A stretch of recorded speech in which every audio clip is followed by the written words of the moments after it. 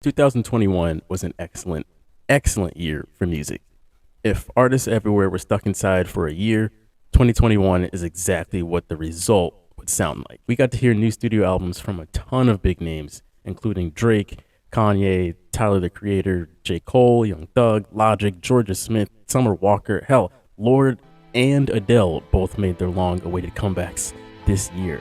So as 2021 comes to a close, we of course take a look back at the best of what this year contained. Out of all these excellent albums released this year, which 10 do I personally think were the best? I invite anyone watching this video to leave their own top 10 down in the comments below. But remember, this is my top 10. But without further ado, here's my top 10 albums of 2021.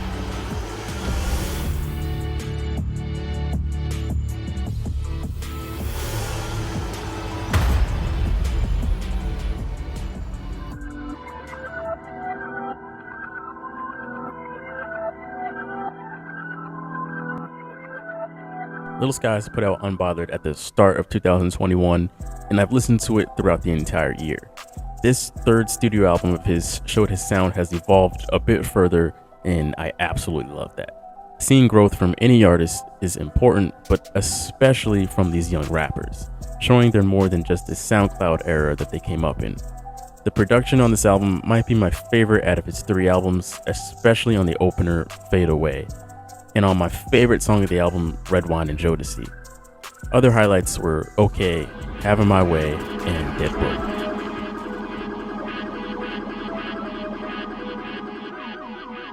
I didn't get put onto Pierre Bourne until just earlier this year. The Life of Pierre 5 was a whole wave. When he released it in June, I definitely found a place for it in my rotation throughout the rest of the summer. He continues to show that the boundaries of production do not apply to him, and this album was another example of that. My favorite songs were 42, Practice, and Sauce Boy 2. Sauce Boy 2 is on a completely different level.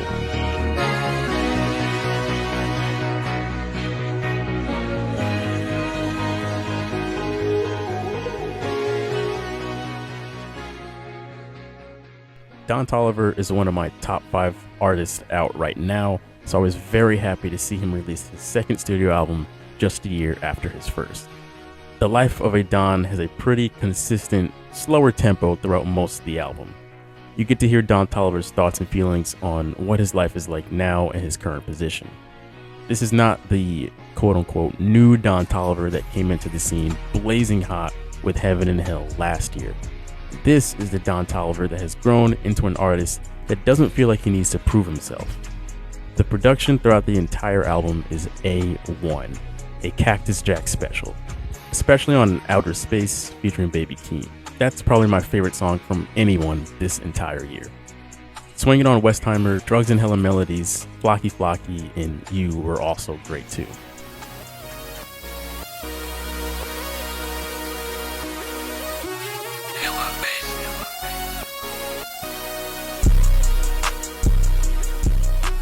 Trip at Night was an album that was on my radar from the moment Trippie Redd announced it was in the works.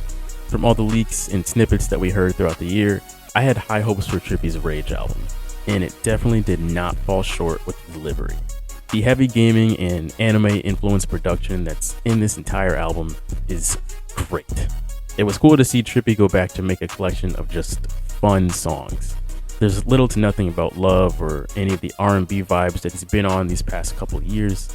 Not that he hasn't had fun making his music in recent years, I'm just saying the overall theme of this album is just fun. My favorite songs are Molly Hearts, MP5, Betrayal, Holy Smokes, Supercell, Matt Hardy 999, and Rich MF.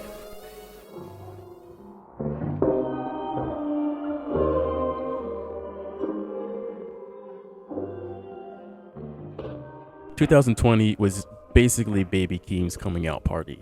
2021 was him carving out his spot in hip-hop. The Melodic Blue was Keem's debut studio album that I and many others were highly looking forward to.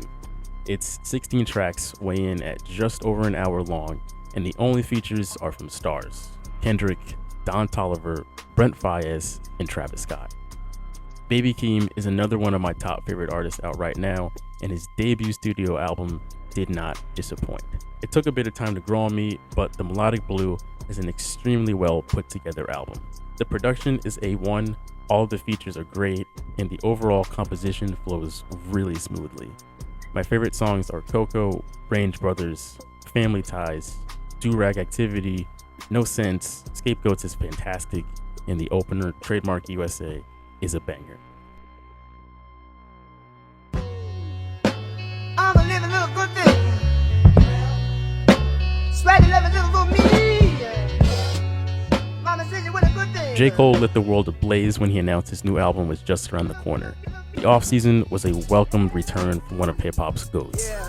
I've always liked J. Cole's music, but never loved it. The offseason was outstanding though. It was essentially J. Cole coming back to revive the game. He hits the ground running by making the best song in the album the intro, and then continued to lay down exceptional track after exceptional track with My Life, The Climb Back, Let Go My Hand, Hunger on Hillside, Punch in the Clock, and Interlude, to name my favorites.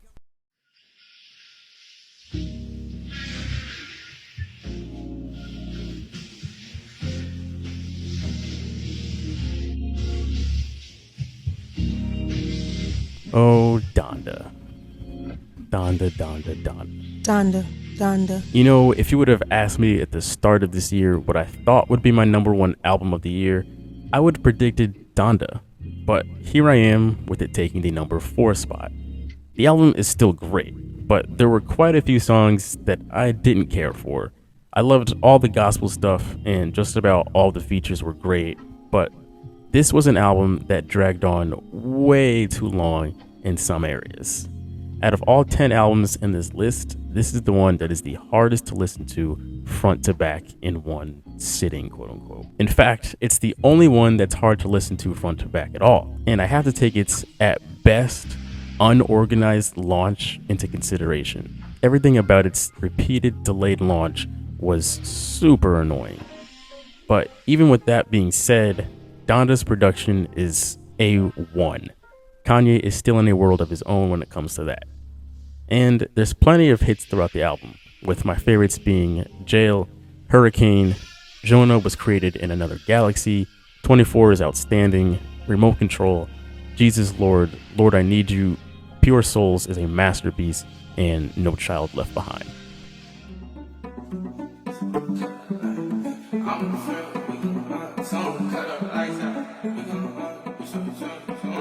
Donda was the one album I knew was going to be on my list even before I heard it. Like I mentioned before, I thought it would be higher than 4, but I knew it would be on the list nonetheless. My number 3 album, though, came completely out of left field. I was not a Lil Tecca fan at all until I heard We Love You Tecca 2. I swear every song in this album is a hit. Its 25 songs weigh in at exactly an hour long, which shows that this album keeps it moving. You won't find any holdups here. Lil Tecca just has fun and keeps it lighthearted with this album. It's truly outstanding. My favorite tracks are Repeat It, Chopper Shoot the Loudest is a banger, About You, You Gotta Do Better, and Everywhere I Go.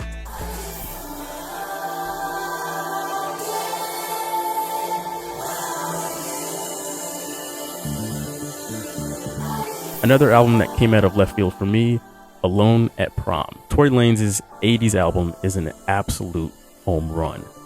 To me, the entire album from front to back legit sounds like an 80s album, or primarily an 80s album with just a tiny bit of 2021. But seriously, Alone at Prom was such a breath of fresh air at the end of this year. If Tory Lanez could have released this earlier this year, I could have had more time to see how this aged throughout the year, and there's a good chance this could have taken my number 1 spot. I'm not going to bother naming my favorites because I would be listing the entire album. The 80s fantasy-like production is excellent, and Tory Lanez's vocals make a great fit for the 80s sound. If you actively dislike 80s music, you will most definitely not like this album. But if you even remotely care for 80s music, I'd like to think you mildly enjoy this album, at the very least. But big props to Tory Lanez for making this happen.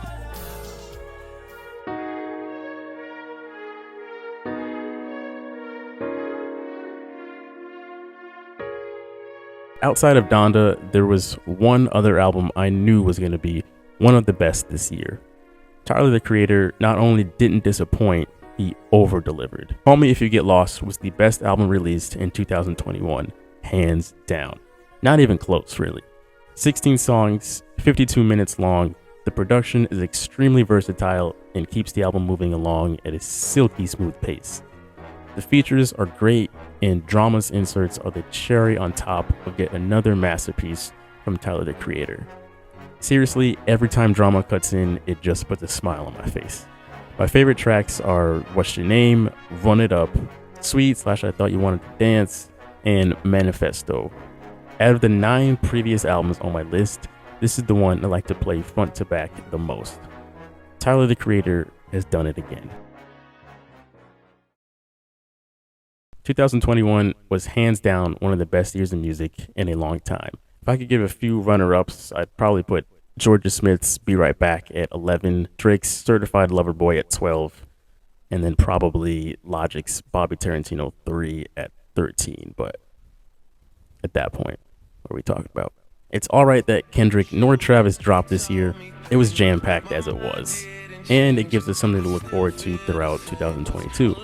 But like I mentioned earlier, I want to know what your top 10 albums were from this year, so leave them down in the comments below.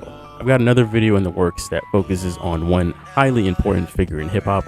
Look out for that to drop at some point in January. I still enjoy making videos for you guys, but they've got to be on subjects that I find highly interesting. I really like putting a lot of time into the editing and research, mainly the editing, but that makes it extremely difficult to release a new video every week. It becomes a rushed process, and I end up putting out subpar videos every week that 99% of you guys won't watch anyway. So I might as well do things the way I want to and actually enjoy the process. Anyway, if you did watch this video, seriously, thank you. I'll talk to you in the next one. I hope you had a great holiday, and Happy New Year to you.